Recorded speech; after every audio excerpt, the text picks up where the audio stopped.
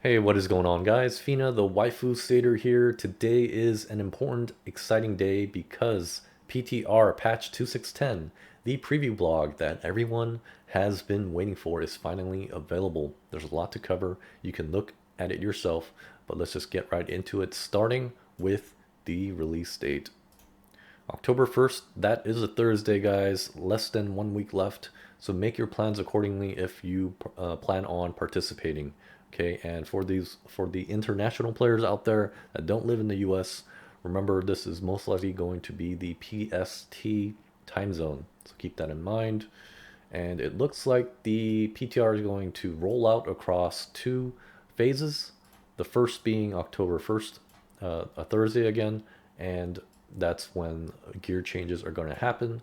The following Thursday, on the 8th, is when they're going to introduce the seasonal theme content.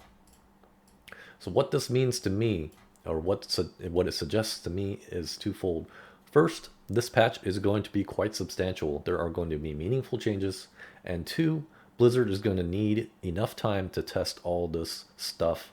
So it's in the benefit of all of us, right, for it to be across two uh, phases for the upcoming changes.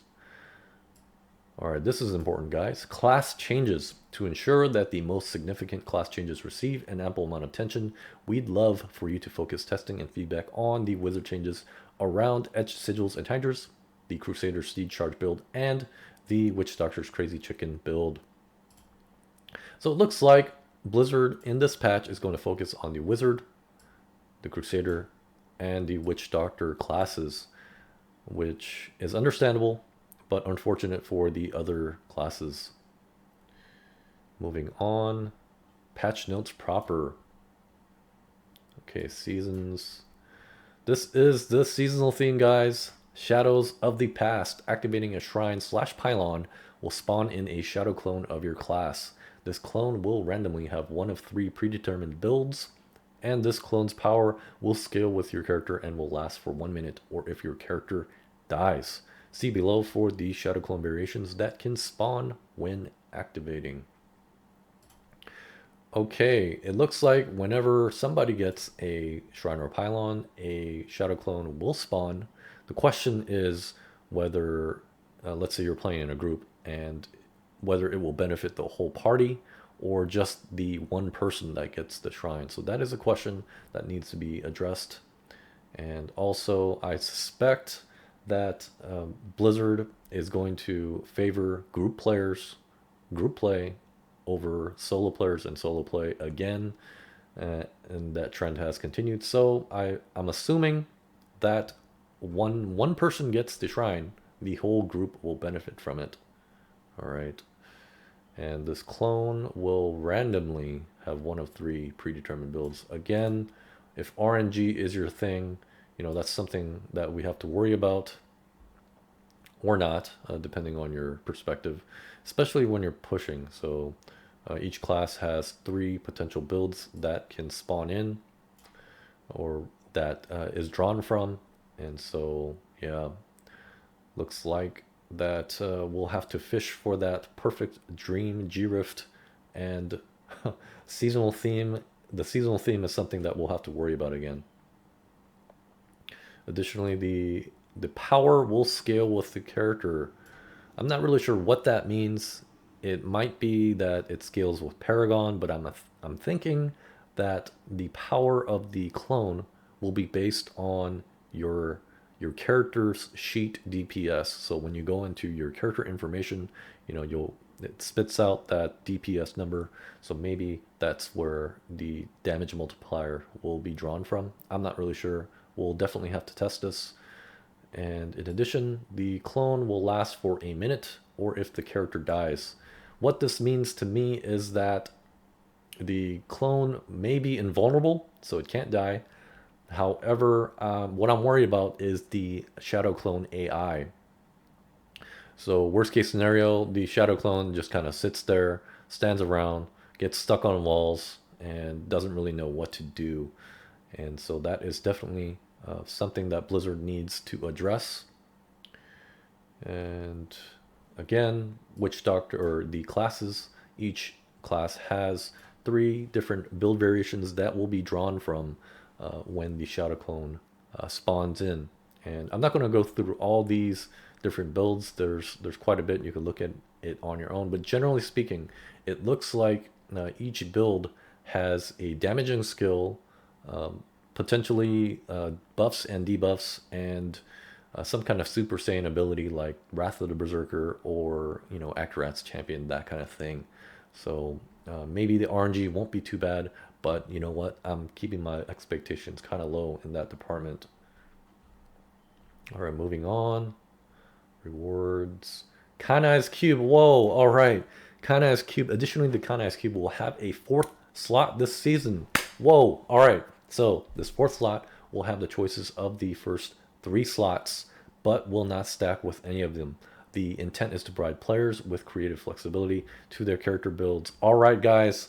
A 4th cube slot is gonna happen, but we can't double dip, which isn't that big of a deal. But man, this opens up quite a bit of theory crafting, and the I remember what was it, season 20 was it, where we had free reign over the slots. Yeah, this is going to be in the same in a similar vein. So awesome. Unfortunately, what this suggests to me is that the seasonal theme regarding the Shadow Clones isn't going to be all that powerful. So this is going to take up some of the slack because, again, Blizzard has been burned this season because the power of the seasonal theme scaled with the G-Rift. So they don't want ZDPS builds, right, dominating the leaderboards. Anyways, that is awesome. Kanai's Cube, way to go. All right. Oh, items. All right, items. Let's see. Okay, Hadric's Gift. They're going to open up the new sets, right, that have been released. So if you're, let's say, a Crusader player, this season is going to be awesome. Aegis of Valor, oh my goodness, is going to be the Adric's Gift option. That is awesome. Right out of the gate, we're going to be doing GRF 100. All right. Stone Gaunts drops for all classes. Nice. Okay, they're going to change Paragon, guys. So it looks like they're getting rid of the uh, bonus to gold, and instead we're going to get a pickup radius. So if my math is correct, we'll get a max of 5 pickup radius from Paragon. That is pretty awesome, right? Because pickup radius, I have a thing about it, and it is very important for G-Rift efficiency. Okay, moving on. Item changes. Okay, so it doesn't look like they've partitioned these changes based on class, so it's going to be kind of sloppy here. Okay, new item. Gelmandor's Merrill Guards. Bone Spear cast from Simulacrums. Well, okay. So this is going to be nice for Necros. They're going to get more damage for their Simulacrums. Quite substantial. I'm not a Necro player, guys, but this is pretty nice. Ivory Tower. Okay, Ivory Tower. What is going on here? Ivory Tower. This is relevant to Crusaders, guys. Rapid multiple blocks will now scale the damage for Fires of Heaven up to a max of 2.5 times damage. Okay, did I read that right? Is Ivory Tower getting a buff? What? Multiple blocks will now scale the damage of Fires of Heaven. Okay, so it looks like they're buffing Ivory Tower, guys. This is unexpected. With the last nerf to the Shield of Fury, I was expecting another buff actually, or another nerf, but they instead buffed the shotgun build. Wow, this is awesome and unexpected. This is really going to require some testing though. So there might be like some fine print that they didn't include. So we'll see what that means. Oh man, I'm excited, guys. Ivory Tower, that's my build. Dual Heaven's Fury. Okay. Mantle of Channeling. Moving on. Okay, so they removed the 1 second startup for the legendary power. Okay, that should be nice for channeling builds. Edged sigil. Edged sigil. Okay, so they increased the damage on it. Did they add a damage modifier? Okay, anyways, they buffed the damage, and so that's nice. Okay, I'm not really much of a wizard player, so sorry for the lack of commentary on that. Fragment of Destiny. Okay. Okay, triple damage. Okay, that's a huge damage buff. And they buffed Hydras. Okay, so it looks like the Hydras will get a max of up to like what 300% damage. Okay, wow. Okay, so considering the place, the state and condition of the LOD Hydra build and the Typhon's variant, this is a welcome change. I might consider going Wizard or not, depending on how good or bad this is. All right, Valtex, Rebuke, Energy Twister. Okay, so they added a damage modifier. Okay, good on Blizzard. That's quite substantial. Winter Flurry. Okay, yeah, they went kind of crazy with Hydra guys. They added a damage multiplier for Hydras, which is nice. Yeah, I'm really thinking about going Wizard this time. Um, we'll see. Wizard Spike. Okay, again, they added a damage modifier. It's pretty nice. Definitely good wizard changes all around. Okay, Delzerays, yeah, they received a substantial boost to the set bonus. Not sure if that's going to be enough to make this set awesome, but we'll see. Typhon's Veil. Okay, they also buffed the new set, which is nice. Looks like Hydra is going to make a comeback, guys. It's going to be relevant. Okay, so that was Wizard. Crusader changes. Nervold's Fervor. Okay, alright. This is, wow, this is awesome. Dang it, but I gotta refine this. Oh, never mind. This is a set. This is a set item. So, retroactive changes, guys. If you have that Primal GG Nervold's Fervor pieces, man, you're set. Anyways, they buffed the damage from 100 to 400%. That's a 5 times damage multiplier. Huge, huge buff to the Fist of the Heavens build. I'm excited, guys. Thank you, Blizzard. Oh, Akans, man. What did you do? Okay, so they buffed Akans, all right, 1,500% to 2,000%, but that's a measly 500% increase. Oh, man. Uh, Man, what a waste. Hopefully, with additional changes to PTR, they'll bump this up to at least 4,000%. Cross your fingers, guys, because the Akan set really needs a substantial boost in damage. Okay, Rollins. Okay, a damage boost from 13,000 to 17,500%. I mean, that's all right. It's modest. It's not going to change my mind. It's not going to get me into the Roland set, but we'll see. Maybe if they add changes to other auxiliary items, we'll see. Seeker of the Light, this is the hammer set. Let's see, a buff from 12,000 to 15,000%. Again, this is a modest change. This isn't really going to do anything for this set. It's not going to buff the damage all that much, which is a shame. Hopefully they'll buff this a few thousand more percent. Belt of the Trove. Wow, a lot of Crusader changes.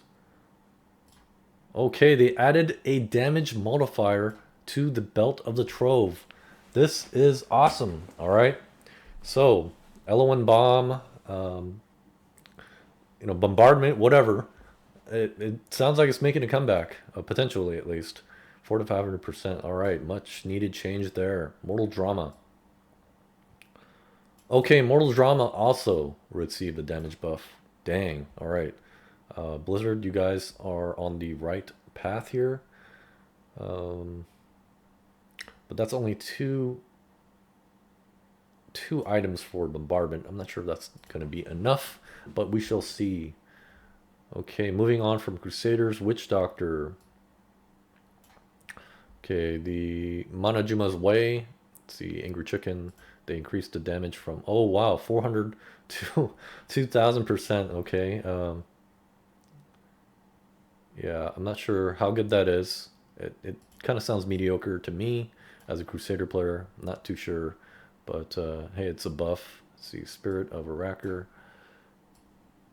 Oh, okay. So they buffed the Witch Doctor set, the Spirit of Wrecker, from 9,000 to 17,500%. That is quite a substantial boost. Not sure how many G rifts that is, but that is definitely a welcome change for Witch Doctors. Oh, Helltooth. Okay, Helltooth. Wow, Helltooth got a boost as well. Man, that is pretty nice for pet lovers. Let's see, Scrimshaw. Okay, so Scrimshaw. It looks like they added a damage multiplier. It's pretty nice. Again, I'm not a Witch Doctor player, so I'm not really sure of the implications, but that can't be bad. All right, that's a huge damage increase, I'm assuming. Let's see, Scrimshaw. Yeah, I'm not really sure. All right, moving on from Witch Doctors, Monk. Okay, Monk. Ina's got a modest buff. I'm not sure. I'm not even sure why they bothered with this. 750 to 950%. Uh, um, whatever. All right, Shenlong Spirit. Okay, another modest buff. 200 to 350%. Sorry, monks. It doesn't look like there are too many significant changes. I'm actually surprised there are monk changes, actually. Okay. Oh, they added a damage modifier to Gungdo gear. Okay, this isn't bad. Oh, there's a Barb update. Okay. Blade of the Tribe. So what they did was they added a damage modifier to this weapon. I don't know if this is really going to do much for builds that utilize this weapon, but it is better than anything, I suppose. All right, and okay, that was it, guys. A lot of changes for uh, the Wizard, Crusader, and Witch Doctor classes, and some auxiliary changes for Monk and Barb. Poor guys. But hey, that's better than nothing. Anyways, this was Fina, the Wife Crusader. This patch is looking great for those three classes, and I'm excited, guys. It's time to theorycraft and get ready for the upcoming patch. And I hope you guys will participate. I am definitely going to do a lot of testing and provide you some build guides early on so that we can hit season 22 rolling, guys. Anyways, this was Fina, the Wife Crusader. Thanks for watching. Until next time, have a great day.